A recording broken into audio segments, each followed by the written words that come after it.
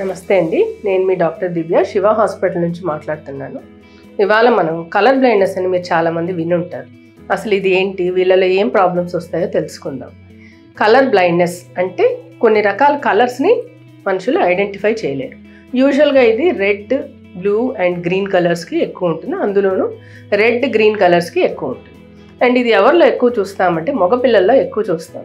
ఎందుకంటే ఇది ఒక రకమైన జీన్లో ఉంటుంది. ఆడవారిలో ఒకవేళ ఉన్న 90% అది హిడెన్గా ఉంటుంది అన్నమాట. వాళ్ళు క్యారియర్స్, వాళ్ళ పిల్లలకు వస్తుంది కానీ యూజువల్గా ఫీమేల్స్లో ఎక్స్పోజ్ అవ్వదన్నమాట.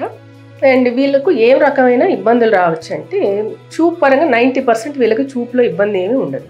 కాకపోతే వీళ్ళు కొన్ని రకాల జాబ్స్కి అర్హత ఉండదన్నమాట. లైక్ డ్రైవర్స్ కానివ్వండి, సర్జన్స్ కానివ్వండి, రైల్వే జాబ్స్కి పనికిరారు. ఎందుకంటే రెడ్, గ్రీన్ వాళ్ళకి డిఫరెన్స్ తెలియదు కాబట్టి. మరి దీనికి ఏమైనా ట్రీట్మెంట్ ఉంటుందా అంటే దీనికంటూ ట్రీట్మెంట్ ఏమి ఉండదండి. ఓన్లీ థింగ్ మీరు జాగ్రత్త పడాల్సింది ఏంటంటే వీళ్ళలో మేనరికాలు అది లేకుండా చూసుకోవాలి. లేదంటే రిపీటెడ్గా జీన్ రిపీట్ అయితే పిల్లలందరికీ కలర్ బ్లైండ్నెస్ వస్తుంది.